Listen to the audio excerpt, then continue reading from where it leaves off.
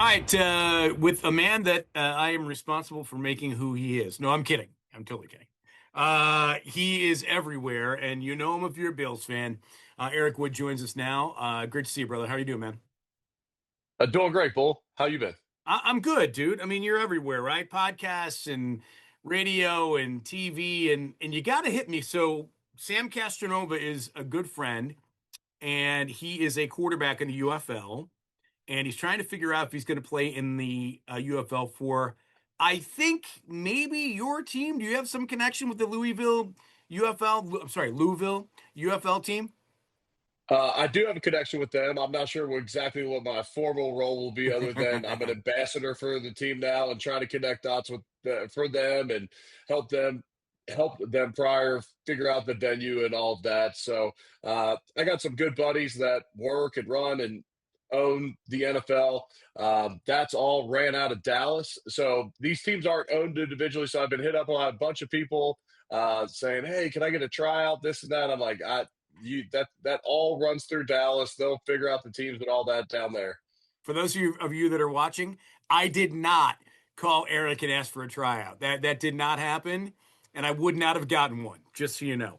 All right, well, let's talk a little bit about that's exciting, by the way, and that's really cool, and it's for call it what you want. I mean, I've always thought sort of major college football was sort of, or college football was sort of the air quotes minor league. So where would you put the UFL, right? I mean, I'm sure you've been asked this question. Where, because they're obviously that these are guys that played major college football, a lot of them, but just didn't get next level for whatever reason. So where does UFL kind of fall?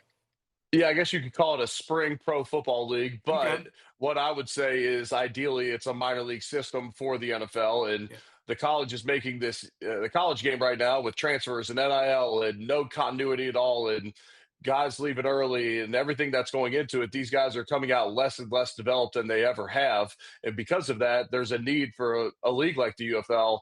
At one point this season, about 70 players were on active roster or practice squads that in the NFL currently that played in the UFL last season. And so there's an obvious need for it. Player development isn't happening quite at the same rate it used to at the college game. And I know one thing you're not going to do. You are not going to coach. No, no. I mean, this would be a lot less hours for sure than it would be doing college or NFL, which Right. would be awesome to do. Just so much time away from the family and all that. So enjoying this stage of life where calling games on the radio provides a lot more freedom. But I don't think I'll be coaching for the UFL either. How cold was it in the booth, and were you guys getting a lot of snow in there the other day? It was actually not that cold. We weren't getting much snow in the booth. It wasn't a super windy day, and for what the wind was doing, it was working pretty lateral in front of us. There's been much colder games, even this season at Highmark. Heck, Pittsburgh last year was a lot colder than it was in Orchard Park. We did get a good amount of snow. My buddies from Louisville described it as a perfect day where it almost felt warm, but you got the beauty of the snow. Yeah, that you're right. You're right, and it looked that way on television. That's for sure. Obviously, you played in a lot of snow games as a player. I talked with Connor McGovern about this the other day because I asked him basically the same question I'll ask you. How in God's name are you guys playing in short sleeves and those pants are super thin, like in 15-degree weather? He said, and I think it's probably going to be your answer, or at least part of it. A lot of it is adrenaline, right? Yes, 100%. And then some guys don't like the bulk of wearing sleeves. I would wear, you know, different types of cold gear underneath my pants, but I never wore long sleeves during a game. Some of it's, an offensive lineman. That's not what we do. And then the other part of it, I just never had, I don't want to necessarily dress in a different way, even though I get it for quarterbacks and whatnot. Like we don't need a hero test here. If your elbow, shoulder, whatever can stay more warm, you're ready to throw. Put on some sleeves. I never felt like it would help me necessarily out there. And then besides when you get stuck out there for like a TV timeout where the O line's standing out there, besides that, you got the parkas on the sidelines. You got heaters coming from both directions. Our benches are heated. You're generally pretty comfortable on the sideline. And then when your adrenaline's going and you're playing, you're not worried about it at all. It's that, TV timeout that hits. You're sweating through your jersey and your cold gear underneath, and then that wind hits and you'll feel it. I had the good fortune when I was doing radio and being on the sideline to actually sit on those benches, and they are super warm. They are unbelievably warm. For those of you that have never had that opportunity, it's crazy. And then I also learned that there's chicken soup on the sideline if you need it. I would say, I think it's just chicken broth. Chicken broth. Um, Okay. I would think like chicken broth would be the plain, just like the broth. Uh, Chicken soup would have like either noodles or actual Right. chicken in it. But regardless, they're not giving us. Uh, yeah, so you could have like essentially bone broth or chicken broth on the sideline if you wanted to. That's heated up. I don't think they ever did hot chocolate or anything. Um, I wasn't big into those moves. Like, I like to stand in front of the heaters. I love those heated benches. I actually Yeah. really loved the helmet heater because one of the biggest issues before they had the helmet heaters that you sit your hat on at the back of the bench, you would come to the sideline. If you took your helmet off, it'd be all your pads inside are pretty much frozen. And then you put that thing back on, it doesn't feel good at all. So the helmet heaters are clutch. That's cool. That's interesting to know and cool insight and a big reason why we have you on the show. So let's talk a little bit about the game the other day, obviously. And this team, has turned out to be for whatever reason. And I know this has been sort of a little bit of a critique of this team, a second half team. And why do you think that is? And I know the people that are critical of the team will say, well, why can't we put together a complete game? Yeah, I would say some of it would be the fact that oftentimes against the Bills, you're going to get some different game plans, and you might see some stuff, different stuff than you saw on film because they're going to try different things against you to slow down this offense. You generally are going to see pressures that maybe you haven't seen before on film, but they're pulling them out against the Bills because they're trying to pull an upset. Well, I'll say that. And then, especially on the defensive side of the football, with the lack of experience we have at so many positions, sometimes it could take those guys longer to get into the flow of a game. And the fact of the matter is, when you look around, throughout this defense, there's a lot of guys that aren't super experienced that have been playing out there. Yeah, and thank you because you sort of led me to another question I wanted to ask you about. We saw it. Obviously, we've seen it with this team over the last 2 weeks. Vandermark having played 2 games in a row. Anderson playing the Steeler game and to a really high level. Obviously, we saw it a lot in the Kansas City game where they had three and sometimes four backups playing in that game last night against Houston. I mean, talk about how hard, especially for the Bills. The Bills have historically, really, over the last 5 years had a really intact O-line group, right? They're almost always healthy. So talk to that about how difficult it is to plug guys in and sort of maintain that sort of rhythm and that sort of inane knowledge of what that guy next to you is going to be, how he's going to react, what he's going to do. Because there is a lot of subtlety up front, right? There definitely is. And when you bring in guys that have a lot of experience, oftentimes those guys can gel quicker just because you've been in enough systems, you've worked with enough different guys. Oftentimes, younger guys that come into the league, sometimes it's harder to get acclimated with those guys as opposed to a new teammate that might be a 7, 8, 9 year veteran. But yeah, there's a lot that goes on at the line of scrimmage. Shoot, I was reading some JJ Watt put on Twitter last week, and it was him talking about how he would listen to certain teams that the guys that didn't necessarily know what they're doing up front, they're like coaching each other up at the line of scrimmage each play, and he's like, yeah, I have to know what my responsibility is, your formational tendencies and all that. But if you're telling me before the snap what you guys are doing, you're making my job so much easier. So you get together with an experienced offensive line, you can talk in code, you sometimes don't even have to say a word. Then you're not tipping off the defensive lineman. And then, you talk about stunts and blitzes and all that goes into pass protection, especially in the NFL. Being on the same page is an absolute must because the reality of the business is we're protecting our most valuable asset in the entire organization back there. You let one guy come free, it might be the end of your job. So I'm going to go a little bit off script and move a little bit ahead just because I want to stay on topic with the O line. So I'm watching the Texans Chiefs game last night, and I mean Spagnola's going crazy in that second half, and I'm like, man, if you're the Texans coach, like what possibly do you do? Because that Chief blitz was virtually unstoppable, and Stroud was under pressure for probably three quarters of that second half of the game with no answer. Yeah, that's where you have to have those answers, whether that's heavy protection, whether that's spreading them out so they have to more likely than not show you where the blitz is coming from, or else they're going to come from too much depth. They're going to come from too wide. So you could spread teams out. Like I said, you could max protect. You can kind of zone it off in a run scheme where everyone's just taking the guy that comes to your gap.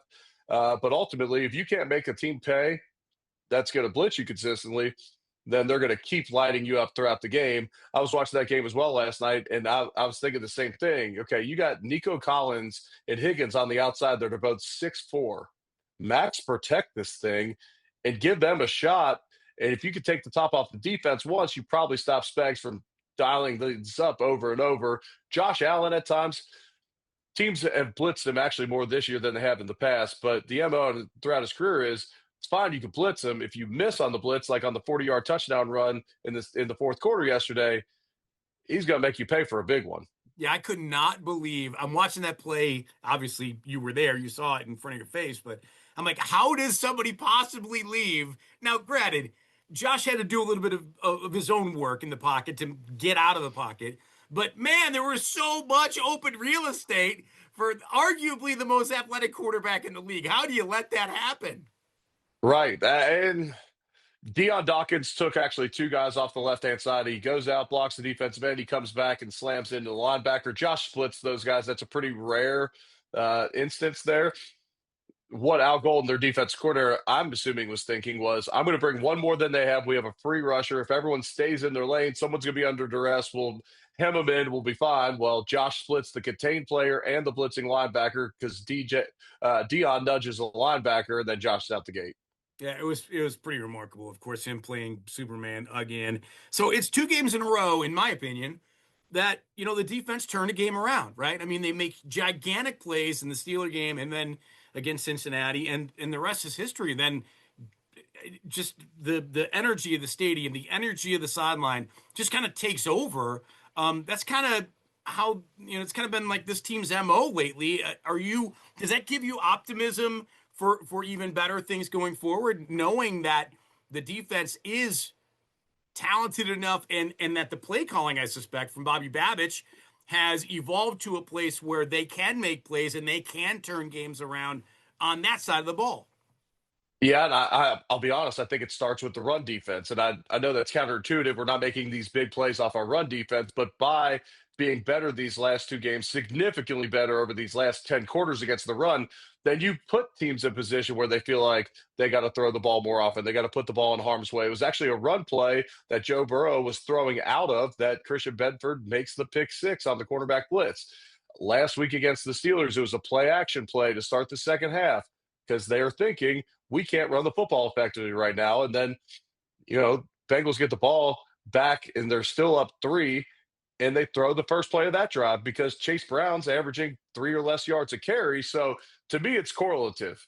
You got similar playmakers that we've had out there the whole year, especially in the secondary. But now you're seeing the front seven, especially, play a lot better against the run, which allows those opportunities to happen. And that's coming without a super heavy pass rush at times because of all the injuries on the defensive front. It was made a notice of a lot in the Steeler game about how the Bills basically ran, what was the number, 29 times they ran the virtually the same play. It wasn't exactly the same every time, but virtually the same play 29 times against the Steelers. And then yesterday you see Knox run the exact same play to again huge success. I love that about Joe Brady, that he's not afraid. Hey, if it's working, why shut it down, right? Absolutely. And there's some arrogance to that, especially in the Steelers game. Like that is my guys are better than yours. You can't stop this. And I know you see the same exact motion. Josh is pointing to Shavers, who he's responsible to in the box each and every time as he motions him in. Now, Duo, as a run play, can hit almost anywhere across the line of scrimmage. So as soon as they over pursue it, say, oh, he took this one up the middle, then he'll bounce it. There's enough variety there, but for them to simply line up, I mean, that was a absolute that was a sign of dominance there. Yeah, it was awesome. All right, let's fast forward to the Patriots now. Obviously, the Bills lose by 3 earlier in the season. Drake May is pretty good. 72% completion rate. 9.33 air yards. Kind of a cool stat from them. But again, everything they're talking about is, and I know it's the NFL, everybody's good, yada yada yada. But you add up the wins, a 2-win Giant team, a 2-win Titan team, a 2-win Raider team, a 3-win Jet team, 3-win Saints team, 4-win Falcons team, 3-win Browns team. I mean, I don't know. I'm waiting to, and I think everybody is waiting for the Patriots to crash, and our world's going to collide to the point where this is the game when the Bills go to New England and say, "Hey, we're the 5-time defending division champs, and we're not going to just sit down and let this happen." Yeah, their best win of the season is certainly the win in Orchard Park. And after the game, I mean, I said that's a game where you tip the cap. Now, yes, the Bills had 3 turnovers. We had 8 first half penalties, and there was a lot that went into that. But the plays that Drake made down the stretch were big time plays. Those are the plays that we often see from Josh Allen, and we pull one out at the end. I mean, Drake May made some big time plays at the end that won them that football game, even though we did our part in helping them get into that position. To me, Patriots are solid. Milton Williams being out for their defense has hurt their run defense dramatically. Will Campbell, their left tackle, has been out. They're starting to get dinged up a little bit, but they've had an impressive season. It's not surprising that Mike Vrabel gets them to comes in there, gets them to play a little harder. Maybe a little more attention to detail. They play a little tougher on the defense side of the ball. First year with Drake May and Josh McDaniel's system, you don't have film on what that's going to look like as the season progresses, and certainly into year 2, it could be more difficult, especially if they win the division and they get the first place schedule and not the fourth place schedule. But to me, it is a solid football team. I mean, last year their offense was a joke. I mean, the worst offensive line in the league and maybe the worst group of skill players out there. They put a bunch into it, and they're producing. Yeah, and they put some in the defensive side too. Um, so you don't have to make an actual prediction, but I mean, how do you think the game plays out? I think it'll be a tight one. I think the Bills win this one, um, but it's going to be a competitive game. I mean, it's going to be freezing cold in Foxborough. You're going into a road environment. If the Bills take care of the football and don't give this one away, I think it's theirs to lose. I think this defense is playing better, even better than the statistics might say right now, especially when you consider the fact that most teams aren't going to have Higgins and Chase and Gesicki and the weapons that they have, and Joe Burrow, them fighting for their playoff lives. Receivers kind of generally should have an advantage in the snow because they know which way they're going. All that being said, I like the Bills in this one. Yeah, and I thank you for sort of again leading me to another question similar. Um, who's hungrier in this game, right? I mean, the Bills are obviously more playing for their playoff lives than the Patriots are. Yes, it's a revenge game, if you will. But here are the young Patriots are saying, "Hey, man, let's knock them off," right? So who's more fired up in this game? Uh, I don't know who will be more fired up. I know both teams have a lot on the line in this one, and this is when football gets really fun, when everything's on the line towards the end of the season. Fortunately for the Bills, this is generally when they play their best football in the month of December. But I don't know if it's more motivation for the Patriots to say we're going to have our hat and T-shirt game with the 5-time defending division champs in the building, or for the Bills to say you're not having it Right. while we're in town. Yeah. Lastly, AFC obviously kind of all over the place, man. I mean, it sounds crazy, but the Dolphins are surging, right? That sounds crazy, but it's happening. Houston obviously looks really good. Like, tell me about Jacksonville. They're really surging. Like, what? We don't ever really watch Jacksonville and Buffalo, and you're way closer on the pulse of this than most of us are. Like, what do you know about Jacksonville and all these other teams that everyone's talking about? Well, Mahomes probably out, Lamar Jackson probably out, Burrow probably out, and here's Josh, the reigning MVP, against all these teams with quarterbacks that are really pretty unproven when it comes to the postseason. Yeah, that's part of the reason why the betting sites right now have the Bills as a slight favorite to come out of the AFC, even though not very much of a shot at all at getting the 1 seed here, or maybe even hosting playoff games at all in their route to trying to take the AFC. Yeah, I mean, Jacksonville's played solid all year. Trevor Lawrence is playing better this season. They got some weapons there. The on defense they played well this season, and it's like I said, there's a whole lot of parity, uh, especially in the AFC right now. But for as many lumps as the Bills have taken this year, and as down as this fan base has been on this organization this year, I mean, you look around the league. I mean, the defending Super Bowl champion Eagles who start off the season 4-0 as well, get ready to play Monday Night Football tonight, and their fan base is upset with what it looks like right now, and so it's going to be interesting coming down the wire when and you got Denver sitting at the top of the conference right now. Watch them play Washington on Sunday Night Football 2 weeks ago, take them to overtime, and with a backup quarterback in Washington. Right. Yeah, it is crazy the way things are playing out around the league. Hey, man, I really appreciate you as always. All the best to the fam. Safe travel and everywhere you're going. Obviously, Gillette is Gillette. It's the middle of nowhere if you've never been. I know you have, Yep. obviously. So enjoy that if you're staying in Providence or Boston or wherever you're staying. And if I don't see you in person, absolutely happy holidays. Merry Christmas to you and your crew.